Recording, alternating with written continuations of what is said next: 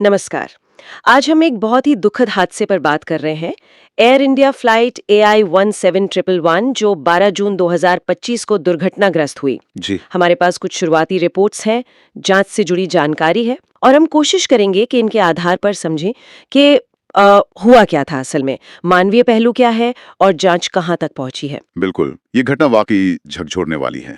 अहमदाबाद से लंदन जा रही थी ये फ्लाइट, बोइंग 787 ड्रीमलाइनर। और टेक ऑफ के तुरंत बाद ही, मतलब कुछ ही पलों में। हाँ, कुछ ही पलों में अहमदाबाद के पास ही मेघानी नगर इलाके में एक हॉस्टल के नजदीक क्रैश हो गई और ये बोइंग 787 ड्रीमलाइनर का पहला घातक हादसा है। अच्छा, ये बड़ी बात है क्योंकि ड्रीम लाइनर का सेफ्टी रिकॉर्ड तो काफी अच्छा माना जाता है। जी हाँ, इसीलिए और भी चिंताजनक है और भारत के लिए भी ये हाल के सालों की सबसे भयानक विमान दुर्घटनाओं में से एक है। सबसे दर्दनाक बात तो ये है कि विमान में 242 लोग थे, 230 यात्री और 12 क्रू सदस्य, और उनमें से सिर्फ एक ही बच पाया। हाँ, ब्रिटिश नागरिक हैं विश्वेश कुमार रमेश।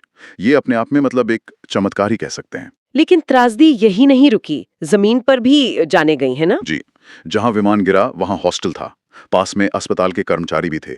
कम से कम 30 से 38 लोगों की मौत जमीन पर भी हुई है। ये बहुत ही भयानक है। उफ। अच्छा, तो शुरुआती जांच किस तरफ इशारा कर रही है, कुछ पता चला है? देखिए, अभी जांच का फोकस एक बहुत छोटे टाइम फ्रेम पर है, सिर्फ 17 सेकंड। एक ऑफ के बाद वो 17 सेकंड जिनमें विमान अचानक नीचे आ गया। सिर्फ 17 सेकंड। ऐसा क्या हो सकता है इन 17 सेकंड में? यही सबसे बड़ा सवाल है। और एक और बात, शुरुआती रिपोर्ट्स में कहीं आग लगने का जिक्र नहीं है विमान में। अच्छा, तो मतलब इंजन फेलियर या वैसी कोई सीधी वजह शायद ना हो। कह नहीं सकते अभी, लेकिन आग ना लगना कई संभावनाओं को थोड़ा कम करता है। जांचकर्ता कुछ खास तकनीकी चीजों पर ध्यान दे रहे हैं। जैसे कि जैसे टेक ऑफ के वक्त इंजन पूरी ताकत दे रहे थे या नहीं, फ्लैप्स जो कम स्पीड पर लिफ्ट देते हैं उनकी पोजीशन क्या थी, और एक बहुत अजीब बात, लैंडिंग गियर। लैंडिंग गियर, उसका क्या? वो टेक ऑफ के बाद भी नीचे ही था। आमतौर पर तो उड़ान भरते ही गियर ऊपर खींच लेते हैं ताकि हवा का खिंचाव कम हो। हाँ, ताकि विमान आसानी से ऊपर चढ़ सके। गियर नीचे रहने से तो दिक्कत होगी। बिल्कुल, स्पीड और चढ़ने की क्षमता दोनों पर बहुत बुरा असर पड़ता है।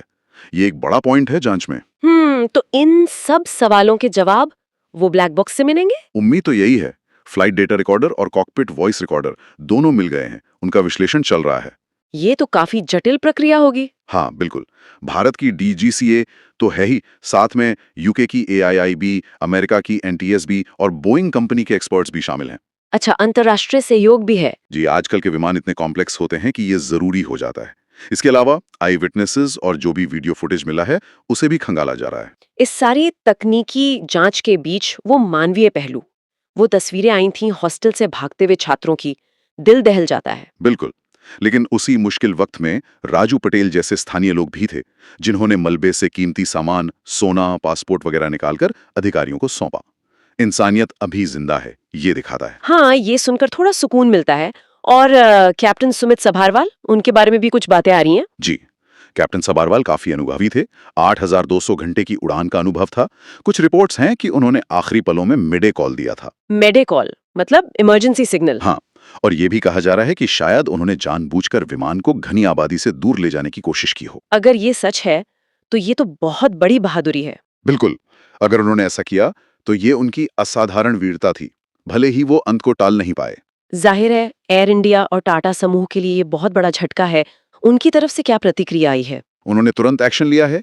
प्रभावित परिवारों के लिए 1 करोड़ रुपए के मुआवजे का ऐलान किया है।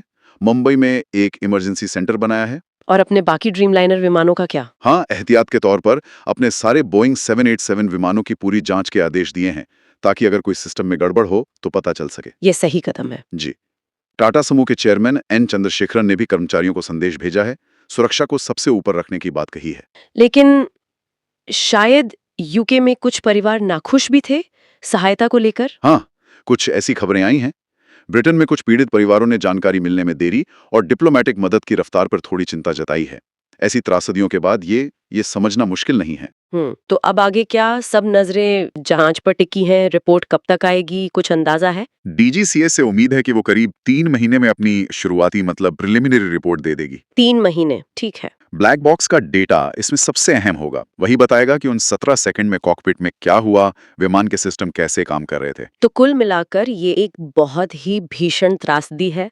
लगभग सभी यात्रियों और क्रू की जान गई, जमीन पर भी जाने गईं, वो एकमात्र जीवित व्यक्ति, स्थानीय लोगों की नेकी, कैप्टन की संभावित वीरता, ये सब इसे और मार्मिक बना देता है। बिल्कुल। और जांच बहुत जटिल है, जिसमें कई देश और एजेंसियां शामिल हैं। हाँ, और जैसा आपने कहा, फोकस उन शुरुआती 17 सेकंड पर है, तकनीकी पहलू, इंजन, फ्लैप्स, लैंडिंग गियर। जी। लेकिन साथ ही कैप्टन सभरवाल के उन आखिरी पलों के एक्शन, विमान को बचाने या आबादी से दूर रखने की कोशिश, वो मानवीय पहलू भी बहुत अहम है। सही कहा। तो देखने वाली बात ये होगी कि अंतिम जांच रिपोर्ट इन तकनीकी कारणों और मानवीय प्रतिक्रियाओं को कैसे जोड़कर देखती है, उन आखिरी क्षणों की पूरी कहानी क्या निकल कर आती है। बिल्कुल, यही सबसे बड़ा सवाल है जिसका जवाब हम सबको इंतजार रहेगा।